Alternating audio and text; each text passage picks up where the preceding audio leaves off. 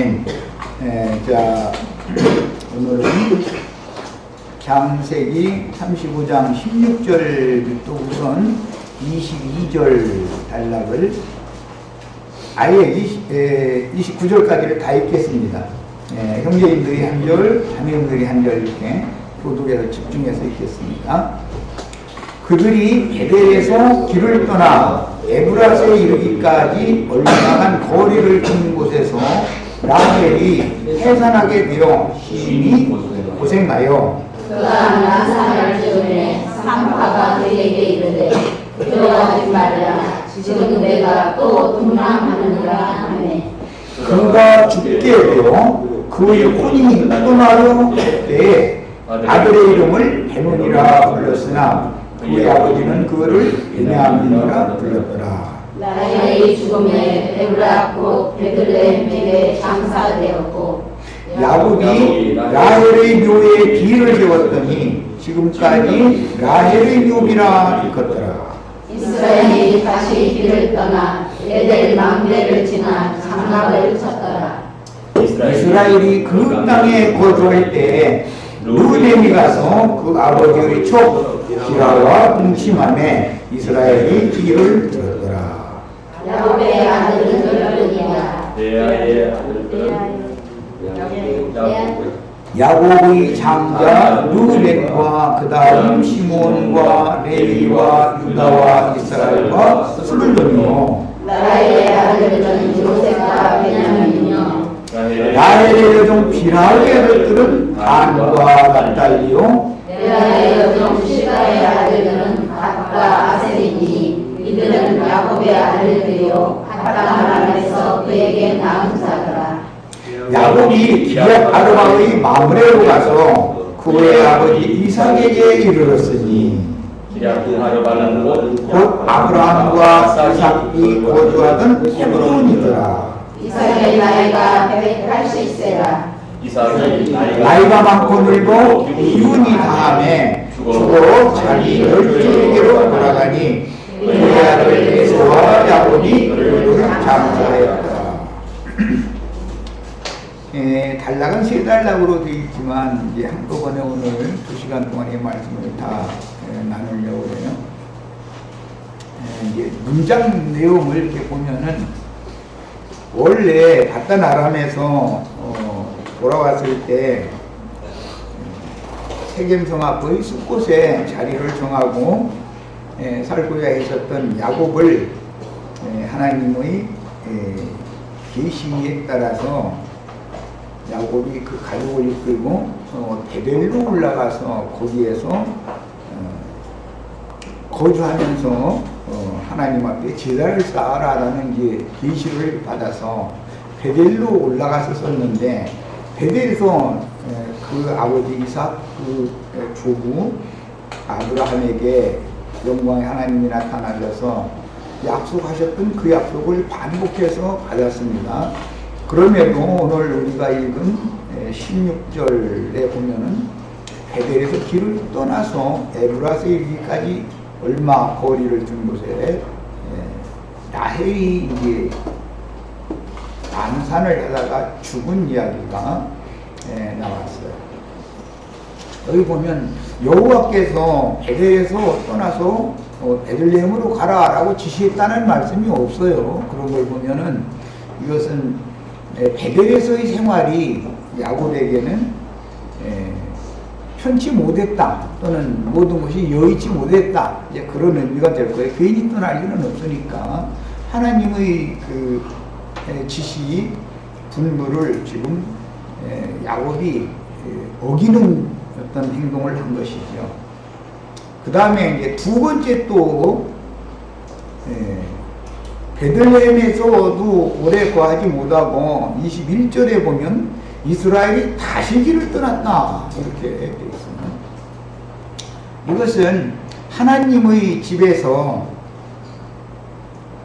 자꾸 두 번 떠나는 이야기가 나왔고 최후로는 27절에 보면 야곱이 기욤 아르바의 마므레로 가서 그의 아버지 이스락에게 이르렀다. 야곱의 아버지는 사실은 하늘에 계신, 즉 베델 하나님의 집에 계신 여호와 하나님이어야 되는 것이에요. 그런데 땅의 아버지 집으로 자꾸 내려가는 이야기를 지금 한 겁니다. 그러니까 신약 성경에 읽어보면 너희는 땅에 있는 자를 아버지라 부르지 말아라, 이런 말씀이 여기에 기인해서 나오는 말이에요. 사람의 말로는 이게 참 이해하기가 어렵죠. 우리 혜림이가 아버지 보고 아버지라고 안 부르면 뭐라고 부르겠어요? 아버지라고 불러야죠, 당연히. 그런데 성경에는 땅에 있는 아비를 아버지라고 부르지 말아라 그랬단 말이죠.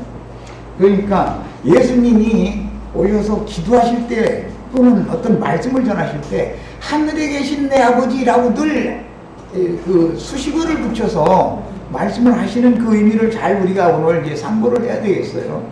우리는 하늘 아버지 집을 향하는 사람들이지 땅의 아버지 집을 향하는 사람들이 아니죠. 그러니까 이제 모든 사람은 아버지가 둘이다라는 것을 우선 성경이 말한다는 걸 알 수가 있어요. 그런데 예수님을 죽이려 했던 예수를 믿은 유대인들 보고 너희 아버지는 마귀다 이랬단 말이에요. 우리는 아브라함의 자손이고 사라의 자손이다 이제 그렇게 말을 했음에도 우리는 음란한 데서 난 자손이 아니다. 정신 부인에게서 났다. 이걸 자랑하고 했음에도 불구하고 나도 너희가 아브라함의 자손인 줄은 알지만 사실은 너희는 처음부터 살인한 자요 거짓의 아버지인 마귀 자식들이다. 이렇게 말씀을 이제 했어요. 그러면 아버지가 둘이다라는 말은 첫사람 아담을 머리 아버지로 삼는 족속과 마지막 아담 예수 그리스도를 아버지로 삼는 족속이 있다 이제 이 말인데, 결과적으로는 하늘에 간직한 기업을 상속받을 자들과 땅의 기업을 상속받을 자들을 지금 나누고자 한다. 지금 여기서는 이것을 분별시키고자 한다라는 것을 먼저 이해를 하셔야 되겠어요. 성경을 전체적으로 흐름을 따라서 보는 이런 맥을 잡는 것이 제일 중요해요. 어떤 성경의 어떤 부분을 읽을 때는 여기서 지금 말하고자 하는 의도는 뭐다, 이것을 이렇게 간파하는 게 제일 중요하죠. 자, 그러면 베델 하나님의 집에 이르렀으면 바단 아람에서 그곳에 이르렀으면 하나님이 하라는 대로 잘한 거예요. 그런데 거기에서 계속 신앙생활을 거기에서 계속하지, 시단을 쌓는 생활을 계속하지 못하고 베델에서 떠났고 그 다음에 베델에서 떠나서 베들레헴으로 갔는데 그 길에서는 아내를 잃게 되었어요. 베들레헴에서 또 떠나서 에델 망대가 있는 곳으로 가는 과정에서는 비라라고 하는 야곱의 첩이지를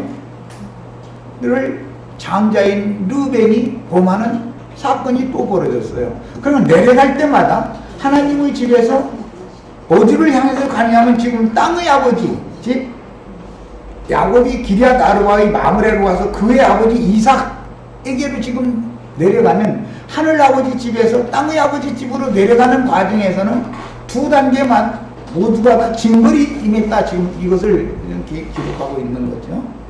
자, 이것을 이런 내용을 교회사에 이것을 이제 적용을 하는데 우리는 성경을 이제 영적으로 이것을 이제 해석을 해야 되니까 주님이 이 땅에 오셔서 내가 내 아버지 집에 있어야 할 줄을 모르셨습니까? 라고 예수님이 말씀하셨죠. 그 부모님에게, 육신의 부모님에게. 그리고 육신의 어머니 보고 여자요 자꾸 이렇게 말을 하는 걸 들어보면은 참 그게 좀 우리나라 사람들의 개념에서는 어머니 보고 여자요 이렇게 부르면 완전히 불상품이죠.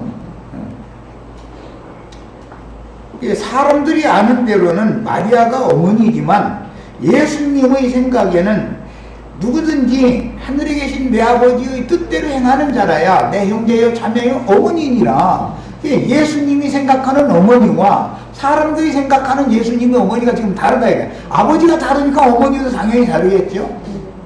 이해하셨어요? 네. 아버지가 다르면 당연히 어머니도 다른 거예요.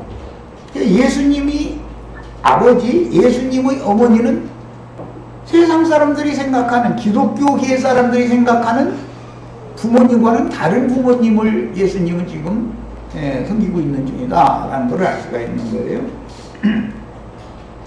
교회에서 흔히 이제 그런 말 많이 하죠. 예배당에만 열심히 다닌다고 천국에 가는 게 아니라 누구든지 하늘에 계신 내 아버지 뜻대로 행하는 자라야 천국에 들어간다. 예수님이 마태복음 7장에서 그 말씀 하셨으니까, 또 마태복음 12장에서도 동일한 말씀을 또 하셨으니까 다 그걸 교리적으로는 말을 해요.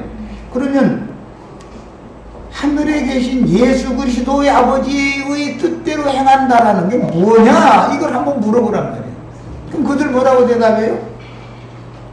돌을 닦아서 부처님 가운데 두목되는 것이다, 이렇게 말을 할 거다. 뭐 나처럼 표현은 않지만 선악을 아는 지식, 즉 마음에 새긴 율법에 따라서 선을 행하고 불선을 버리며 그 다음에 의를 행하고 불의를 버리는 사람이 하나님의 뜻을 행하는 자다, 이렇게 대부분 그렇게 생각한단 말이에요.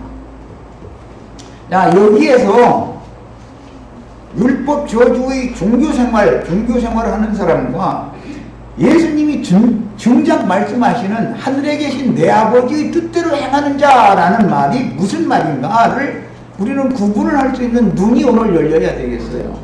예수님이 말씀하시는 것은 진리의 말씀을 증거하기 위해서 목숨을 버리는 것을 하늘에 계신 내 아버지의 뜻대로 행하는 자라고 말씀하시고 계시는 것인데, 기독교인들이나 세상 사람들은 천연적인 인간이 생각하는 선악을 아는 지식에 따라서 선한 사람, 옳은 사람, 좋은 사람 되는 것이 하늘에 계신 예수 그리스도의 아버지의 뜻대로 행하는 자다라고 다 그렇게 생각하고 그렇게 가르쳐버린다 이거예요.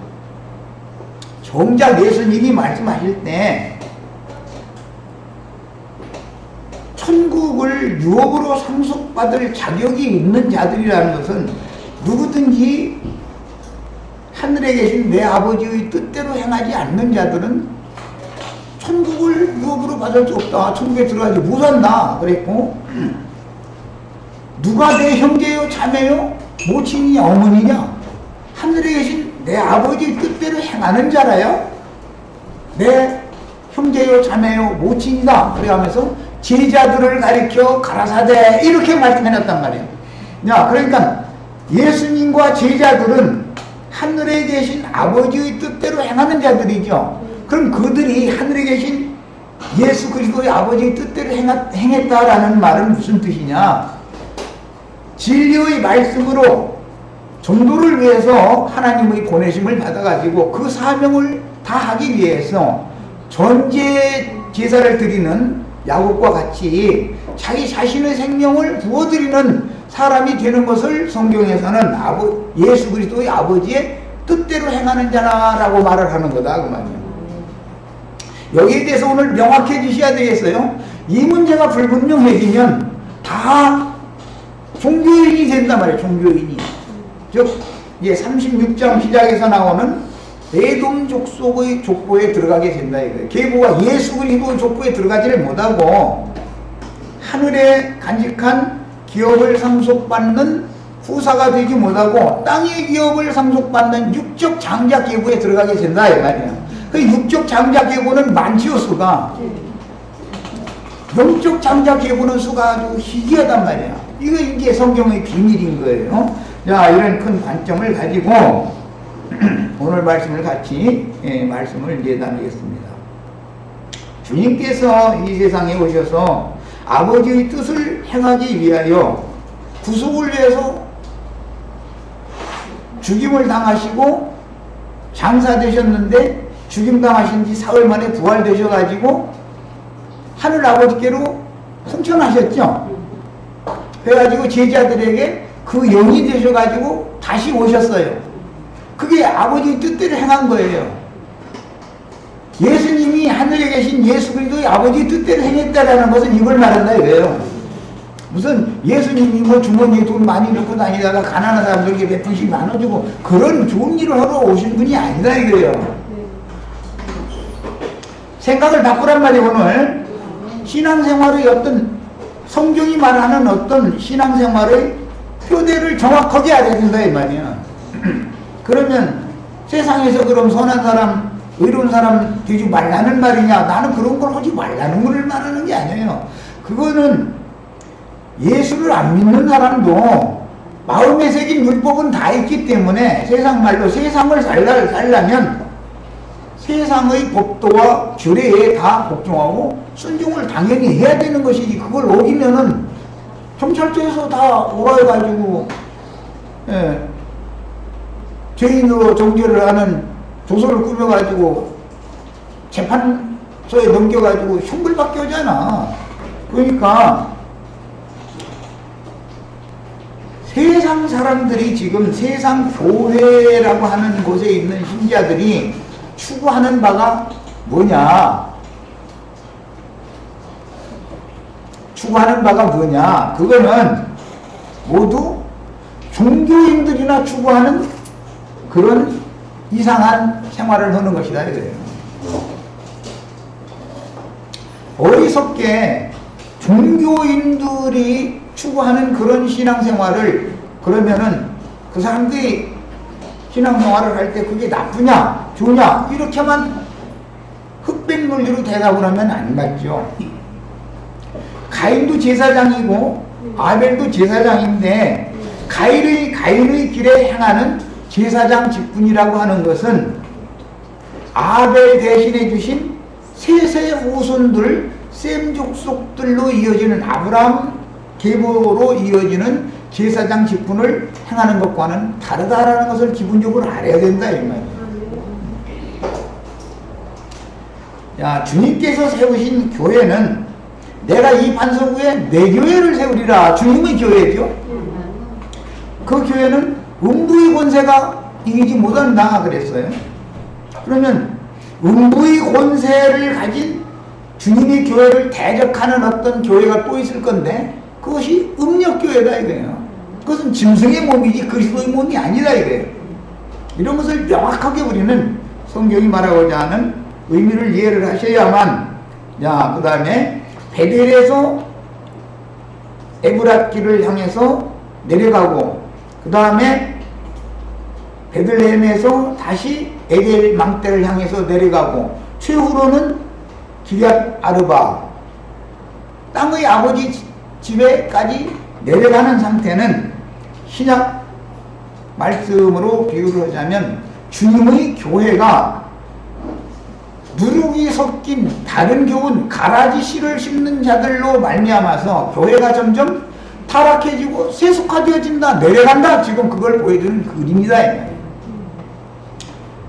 어떠한 일정한 수준에 딱 이르렀으면 이제 일곱 교회로 말하자면 일곱 교회 중에서는 빌라델피아 교회가 최상의 수준이죠. 그 수준에 이르렀으면 그 위치를 지키고 교회 생활을 끝까지 해야 되는데 그것만이 거룩하고 흠이 없는 영광스러운 교회인 건데 그 생활을 지키지를 못하고 자꾸 내려간다 이 말이야. 자꾸 세속화되어진다. 그래서 오늘날 교회가 전부 이렇게 세속화되는 것을 상징을 하는데, 교회는 믿는 이들의 어머니이기 때문에 아버지가 하나님이, 즉 마귀 하나님도 있고 참 하나님이 있는 것처럼 어머니가 음녀 어머니가 있고 정결한 처녀 어머니가 있다, 지금 이것을 말한다 이 말이에요. 라헬은 이제 대표적으로 처녀 어머니를 상징한 거예요. 라헬을 네 아내 중에서 야곱이 제일 사랑했죠. 라헬이 낳은 두 아들은 요셉과 베냐민이에요. 오늘 말씀에도 이제 그 말씀 반복해 나왔어요. 그런데 오늘 말씀에는 베냐민은 베델에서 에브랏 길로 내려가다가 낳았지, 바단 아람에서 난 게 아니에요. 사실은 베냐민 하나는 바단 아람에서 낳지 않았어요. 그것은 훗날 다윗 왕이 헤브론에서 왕으로 등극을 했지만, 그리고 헤브론에서 많은 아내들을 통해서 많은 육적 장자권자들을 얻었죠. 낳았는데 그 중에서도 제일 흠이 없어 보이는 두 아들이 반역을 일으키죠. 오늘 말씀에서는 루벤이 지금 그 아버지의 심상을 더럽혔다 이렇게 했어요. 그럼 반역을 상징한 거다 이거. 자, 그 문제 때문에 다윗 왕국의 후사라는 것은 예루살렘에서 얻은 밧세바를 통해서 예루살렘에서 나온 솔로몬에게 그 대가 이어지는 것이지 헤브론에서 나온 자녀들에게 이어지는 것이 아니다 이 말이에요. 이런 모든 말씀들이 창세기 오늘 우리가 나누고자 하는 창세기 35장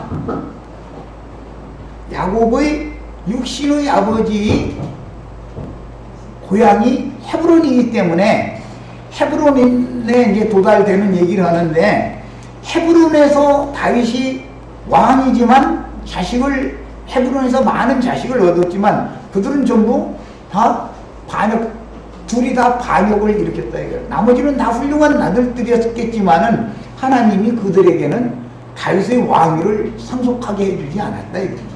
후사가 누구냐 말이에요. 그러면 예루살렘에서 난 솔로몬이 후사가 되는 거예요.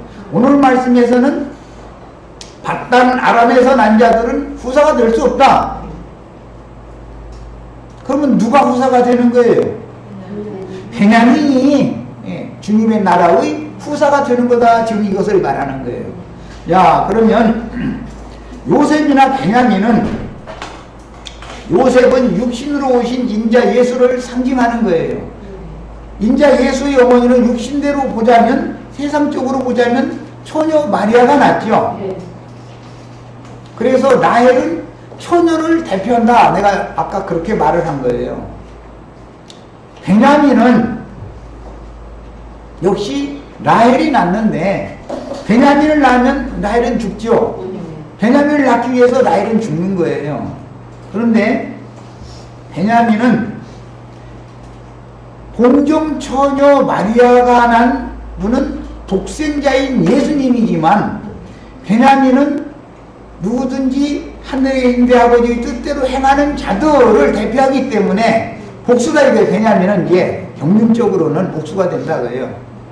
그래서 처녀 교회가 즉 진리 말씀이 아닌 다른 교훈으로 그 영혼들이 더럽힘을 당하지 않은 정결한 처녀 교회가 낳는 이기는 자들을 대표하는 것은 베냐민이다 그 말이에요.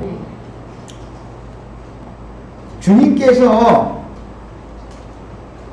마태복음 25장에 보면 천사들과 함께 오는 세상에 다시 오셔서 보좌들이 앉아서 오른편 양과 왼편 염소를 판단하는 심판권을 행하시는 얘기를 했어요. 그런데 주님과 함께 보좌들이 앉은 그 천사들이라는 것이 나중에 설명을 하시는데 보면 누구였어요? 작은 소자들이었었죠. 나에게 뭐 내가 배고플 때 먹을 것도 주고 굶주릴 때 먹을 것을 주고 헐벗을 때 입을 것을 줬고 옥에 갇혔을 때 와서 돌아봤고 그들이 다 그랬어요.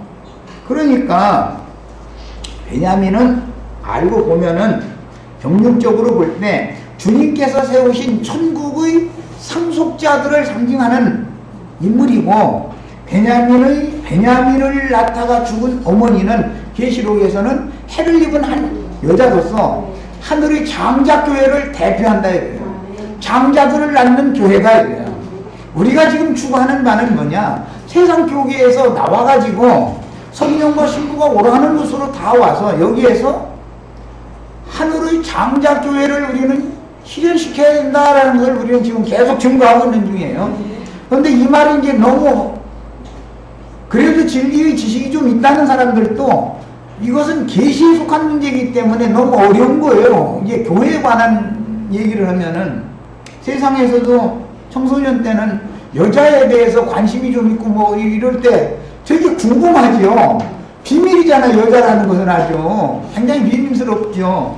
그런 것처럼 하나님의 비밀은 그리스도고 그리스도가 또 그분의 배필될 교회 주님의 여자는 너무너무 비밀스러운 거다 말이에요. 교회라는 것은 아무나 아는 게 아니다 이거야.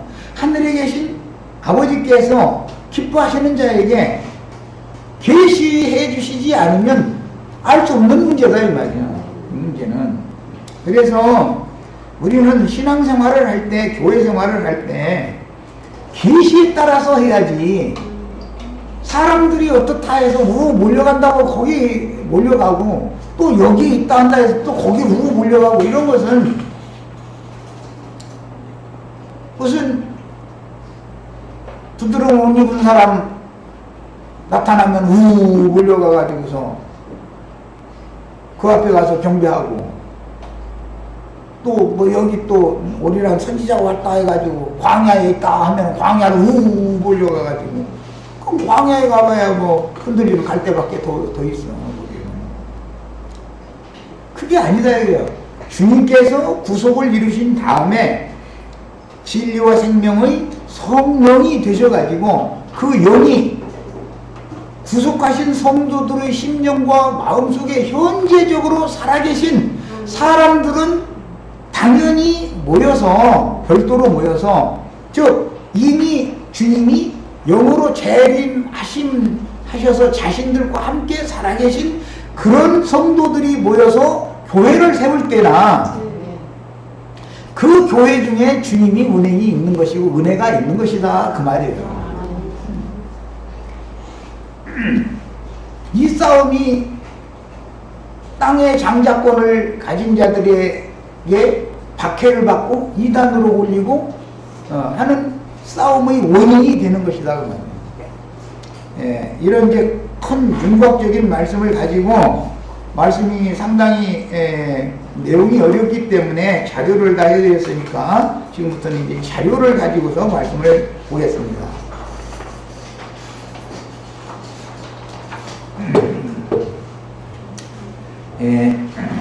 오늘 우리가 읽은 창세기 35장 16절에서 29절 사이에 나오는 이 말씀은 중심을 지금 말씀을 드렸고, 이것은 알력이 좋고 아름다웠던 라헬, 이것은 이미 앞에 창세기 29장에서 라헬은 알력이 좋고 아름다웠는데 레아는 알력이 좋지 않았다, 아름답지가 않았다, 이렇게 나왔죠.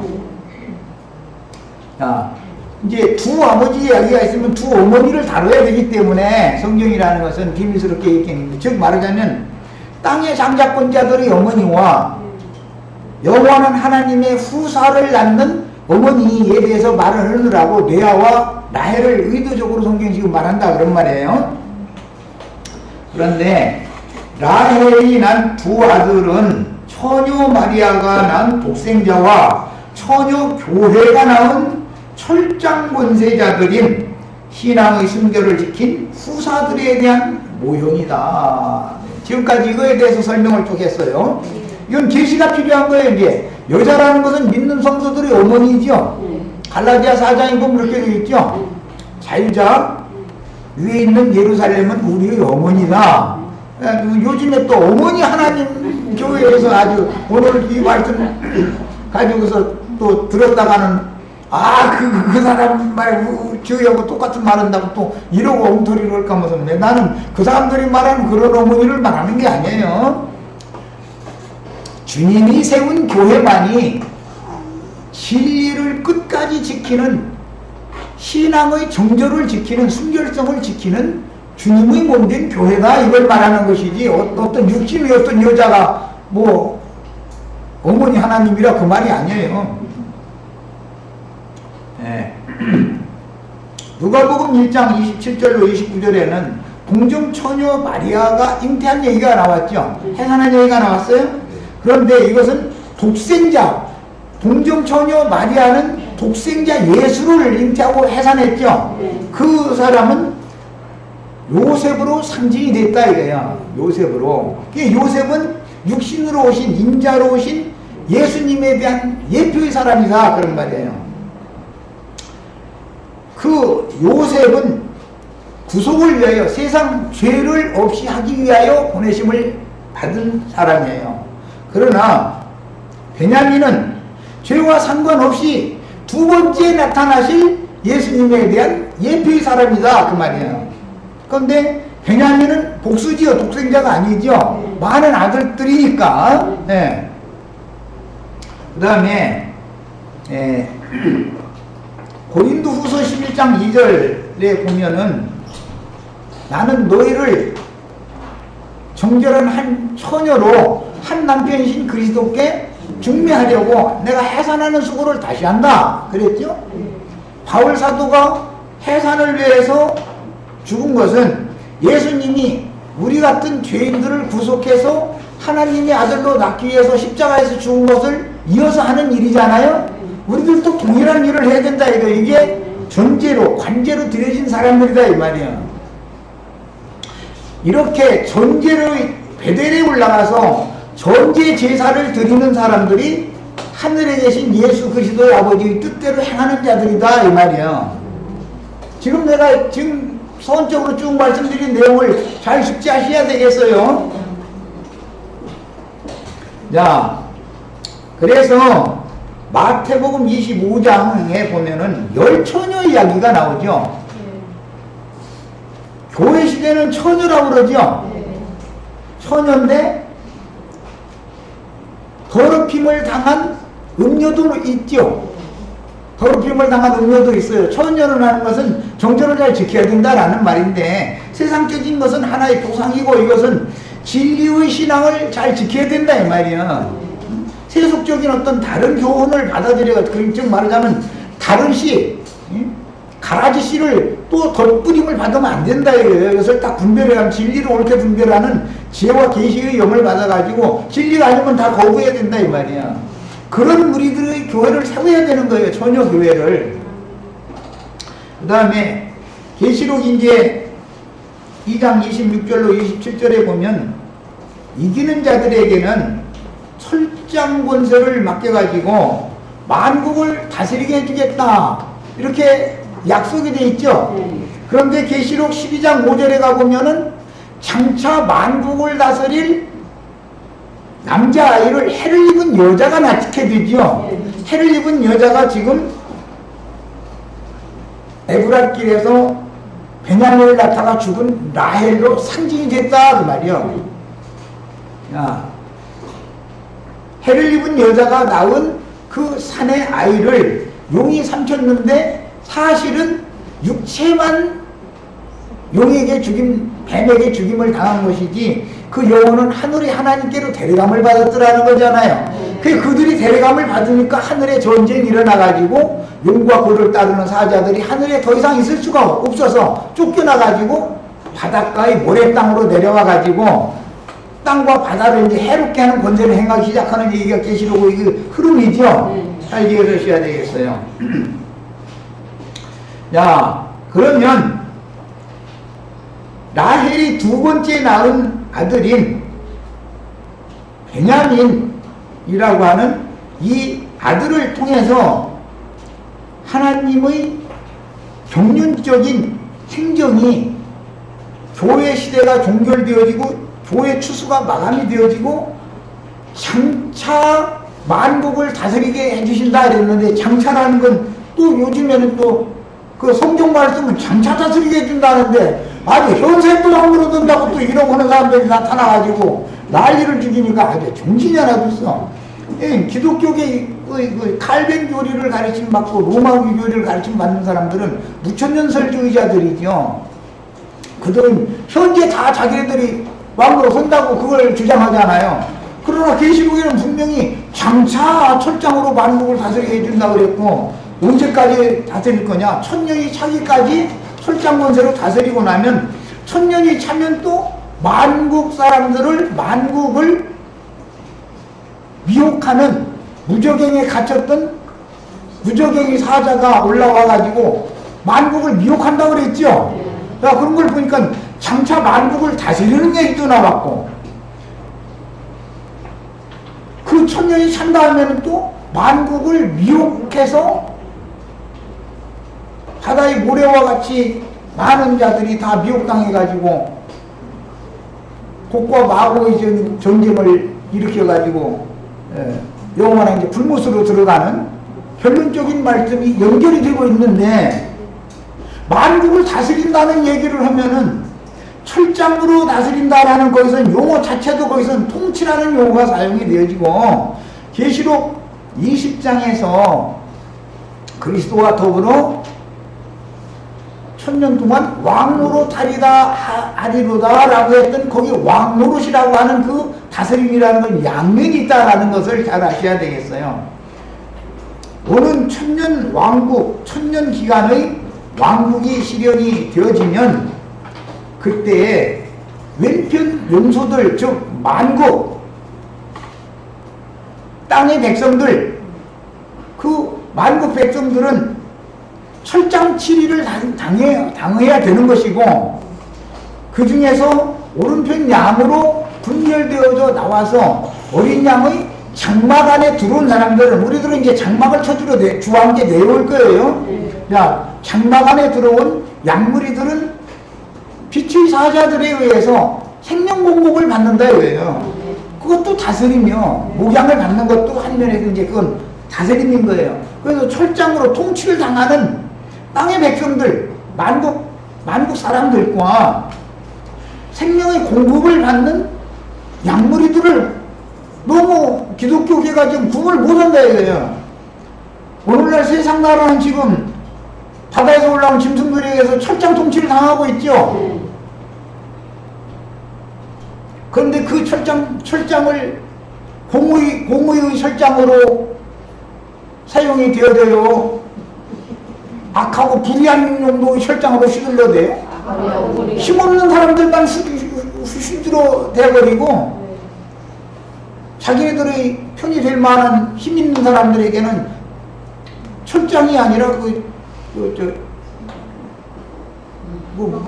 지붕 같아, 지붕. 종이공 같아. 아무리 수족에 패도 하나도 안 아파. 그래서 이런 불의하고 사악한 이런 세상 나라를 심판해버리고 적으로 주와 그 그리스도의 나라를 세우고자 하는 것이 하나님의 영원한 뜻이기 때문에 이 일을 반드시 주님은 이루실 것이고, 우리는 이 일에 쓰임을 받을 때 이 사람들에게 오는 세상의 유업을 상으로 준다는 것이 신약 성경의 약속이다 이 말이에요. 주님의 약속. 구약 경륜에서 아브라함, 이삭, 야곱, 이스라엘 12지파에게 대대로 내려온 언약이 뭐냐 이 말이에요. 이런 약속이 우리들을 통해서 실현될 때만 계시록 21장에서 최후로 그는 내 아들이 되리라 한 하나님의 아들들이 되는 것이다 이 말이에요. 장자권자이다. 장자권자들로서 1000년 기간 동안과 영원한 세계에서 2배의 상을, 2배의 유업을 받게 해준다 그래요. 예수를 믿어서 거듭났고 구원을 받았다 하지만 이런 장자권자로, 즉 오는 세상의 상속권자로 이기는 자가 되지 못하면 영원한 세계에 들어가는 한 분깃은 다 받는 것이지만 장자들이 받는 2분깃을 받을 수는 없는 것이다 이 말이에요. 이것을 아무리 설명을 해도 못 알아들어. 왜 율법에 지금 이삭과 이스마엘, 야곱과 에서가 왜 계속해서 싸워요? 왜? 누가 장자권자로서 2배의 기업을 받을 거냐? 이것 때문에 싸우는 거죠. 르벤은 장자의 권리가 이미 있던 사람임에도 불구하고 아비의 심상을 더럽힘으로 장자의 명분과 권리를 빼앗겼고 박탈당했고, 요셉은 음녀가 미혹을 했음에도 불구하고 그것을 뿌리치고 이긴 사람이 되었기 때문에 요셉의 자손들에게는 장자권이 주어지게 되잖아요. 그래서 역대기에 읽어보면은 르벤이 장자였음에도 불구하고 아비의 침상을 더럽혔기 때문에 족보체계는, 즉 구원자 예수 그리스도 메시아의 계보체계는, 예수 그리스도의 세계 그 족보체계는 르벤의 이름과 그 후손의 이름이 기록되는 것이 아니라 요셉과 그 자손의 이름이 기록되는 것이다 이렇게 해놨어요. 이게 얼마나 중요한 말인지를 알아야 돼요. 장자권 다툼을 한다는 것이 창세기에서는 제일 중요하게 다뤄지는 거예요. 장자에게는 두 몫을 주는 거예요. 두 몫을. 예. 우리는 두 몫의 상을 받는 것을 추구하는 거예요. 첫째 부활에 일어나서 오는 세상을 상속받아서 천년이 차기까지 철장 통치를 겸해서 양무리들을 공급하는 왕노릇을 하고 세세토록 또 왕노릇을 하고 두 몫을 받는 거예요. 두 몫을. 어떤 사람들은 영원 세계에는 들어갈 수 있지만 장자의 상을 받는 것은 아닐 수가 있다 이 말이에요. 성경이 이렇게 중요한 걸 다루고 있음에도 불구하고 똑같은 성경을 읽는데 아무리 그것을 설명을 해도 도대체가 이해가 안 되는 거예요. 이런 사람들한테는 성경을 가르칠 수가 없죠. 이제 헐수시 많은 설명을 자꾸 하게 되는데 자료를 읽어보겠습니다. 자, 야곱 족속은 세겜 성읍의 숲곳에서 베델로 올라가서 거기에서 단을 쌓고 거기에 거하라는 여호와의 분부를 받았고 베델에서 축복의 언약을 다시 받고 다시는 야곱이라고 부르지 않고 이스라엘이라고 부를 것이다 라고 하는 약속을 언약을 받았죠. 그럼에도 불구하고 베델에 계속 유하지를 못하고 베델에 거하라고 그랬는데 베델에서 제단을 쌓으라고 그랬는데 베델에서 제단을 쌓지를 못하고 자꾸 내려가는 거예요. 베델에서 떠나서 베들레헴을 향해서 가고 베들레헴에서 떠나서 에델망대를 향해서 가고 에델망대에서 떠나서 기럇 아르바 마므레 헤브론이라는 곳으로 또 가고 자꾸 이렇게 내려가는 거예요. 야, 이것은 아까 설명한 것처럼 주님께서 이 땅에 오셔서 주님의 교회는 최고 정점에 있는 하나님의 집이죠. 주님의 교회는 가장 정점에 있는 교회의 거룩하고 흠이 없는 영광스러운 교회를 주님이 세운 거잖아요. 그런데 이 교회가 주님이 떠난 후로는 계속 세속화되고 타락한다 이거요. 세상적이 된다 이거요. 이런 것에 대한 글입니다 이거. 야, 그러면 세속화된 상태로 그럼 세상을 끝내고 말 거냐? 하나님은 그렇게 하지 않는다. 아무리 교회가 타락하고 내려갈지라도 음부의 권세가 해하지 못하는 교회를 반드시 교회 시대의 끝무렵에는 교회를 회복시킨다 이거예요. 반드시 해를 입은 여자로 상징되어지는 빛으로만 충만한 빛이라는 하나님의 말씀이 전체가 다 이렇게 밝게 깨달아지는 무리들이다 이제 그 말인데, 그리고 핏빛과 같이 되어진 달을 발밑에 밟아버리는 해를 입은 여자로 상징되어지는 교회의 회복이 반드시 있게 마련이다 이거예요. 그 교회에서 나오는 이기는 자들이나 베냐민이다 그 말이에요. 뭐 설명하다 보니까는 시간이 이렇게 많이 지나가 버렸는데, 그러나 오늘 지금 첫 시간에 한 이 내용들은 우리 형제 자매님들은 달달 외우셔야 돼.